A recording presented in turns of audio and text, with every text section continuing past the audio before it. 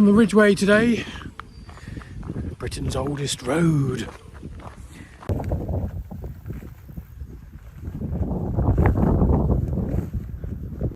I want to cater to both sides of my audience if I can. Those that like drone shots, we're just heading over there to the Devil's Punchbowl. And for those that like wild camping, I want to talk a little bit about my Fjallraven tent. We'll go over there and we'll get it up.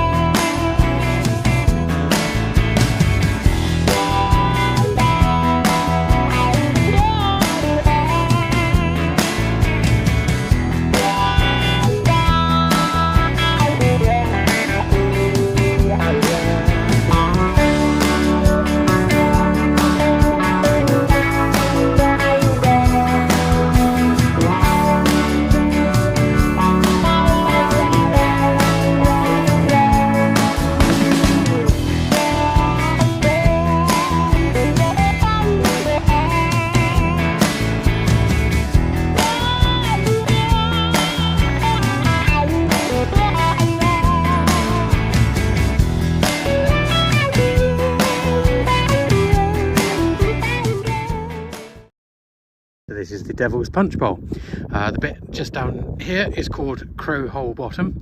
It's a dry valley, and at the end of it bubbles up the Letcombe Brook spring down in Letcombe Bassett.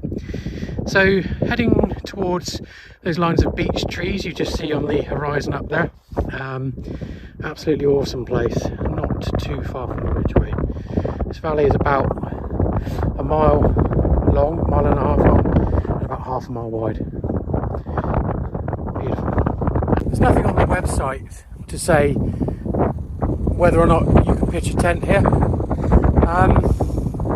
ChatGPT says I can, so based on absence of any other advice, that's what I'm going to go with.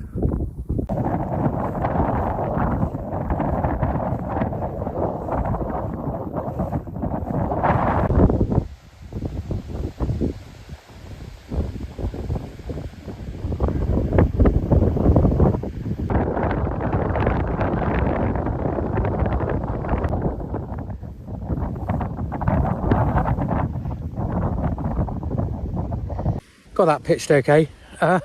Very windy, but tent feels stable enough. It's flapping around. I've made the mistake of pitching it slightly door to the wind, so it's ballooning a little bit, but yeah, that's my own silly fault. And if I was actually staying here, which I'm not going to because I'm in a conspicuous place somewhere but I'm not entirely convinced you can camp, then I would reorientate it. So I want to offer some thoughts on this tent and the Fjallraven brand. I'm a strong believer that with outdoor equipment you get what you pay for. I think market forces are strong enough to ensure that. This tent is very expensive.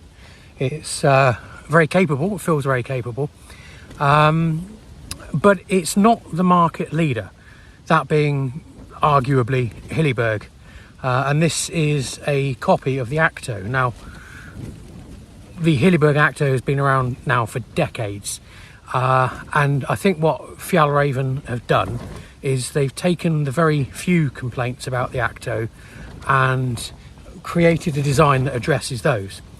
So when it comes to functionality, I do think this tent beats the Acto. Materials, the materials are absolutely fantastic, but it is only 20D fabric. Now, the problem with that is it's very thin. It's very strong, but it's very, very thin. And the Acto has 30D, which in anyone's world is going to be a little bit stronger, to be honest with you. A bit heavier, but a bit stronger. So why is there such a big price difference between this Abisko Lite 1 and the Hilleberg Acto? you can trade off different specifications between the two tents all day long. This one has got better vent control, the door has got more versatile functions, but then the Acto, you know, arguably a bit quicker to put up, slightly fewer guy lines to worry about. This one packs down smaller, you know, you can go on all day. So is the Acto better? It's difficult. I think maybe a little bit, but is it £250 better? That I don't think it is, not as far as the actual tent's concerned. However, there is another element. So customer service is an expensive feature of any company. Hilleberg only make tents, they don't make any other equipment. Fjallraven, on the other hand, are a premium brand in all outdoor gear. Footwear, clothing, tents, rucksacks, you name it. Fjallraven are one of the market leaders. However, they did price their tent range below that of Hilleberg for comparable tents. And I think the difference could be the cost of customer service. I haven't really had any defects with this tent. I suppose I had a couple. I got a loose thread that I took off there, and there's some curious holes in the inner, but I think that's probably more down to my cat having fun in this tent. But it's held strong as a tent. I haven't actually needed their customer support, but people have been commenting on my channel that they have, and it hasn't turned out very well. One leading outdoor gear YouTuber says to me that they won't now deal with Fjallraven tents simply because they had a very bad customer service experience. Another viewer told me that they've written to Fjallraven about a claim for their tent several times and not had a reply. That's not great. Now, I looked at the Fjallraven website. Their customer service page is okay, but it seems to be more geared towards fixing stuff yourself. They say that their gear is designed to last a lifetime. Basically, once you've got it, it's up to you to fix it. And they do include a needle and thread. Thanks. Now, they do have a returns policy, but obviously they're saying that you can only return stuff that's actually defective. You can't return anything due to wear and tear or material damage. That's everything, isn't it? So yeah, I'm not quite sure how that functions. I'm lucky that I haven't had to use it. I do have a good example of great customer service. Jack Wolfskin is a mid-range brand, mid to high, for all camping and walking gear as well. And I bought a second-hand Jack Wolfskin Gossamer 2 tent. Great tent. Second-hand via Facebook Marketplace from some bloke at a service station.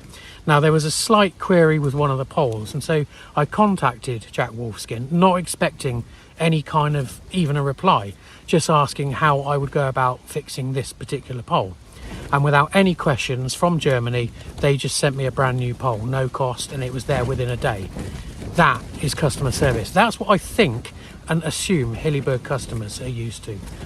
So would I still recommend this tent? Yeah, absolutely. It's great. You're getting pretty much a Hilleberg grade product for less money, and it's got more features. But I just worry that when it comes to customer service, if I ever need them, it's going to be a bit of a painful experience. I might be wrong. Maybe someone can correct me. Anyway, let's have another look at this lovely location.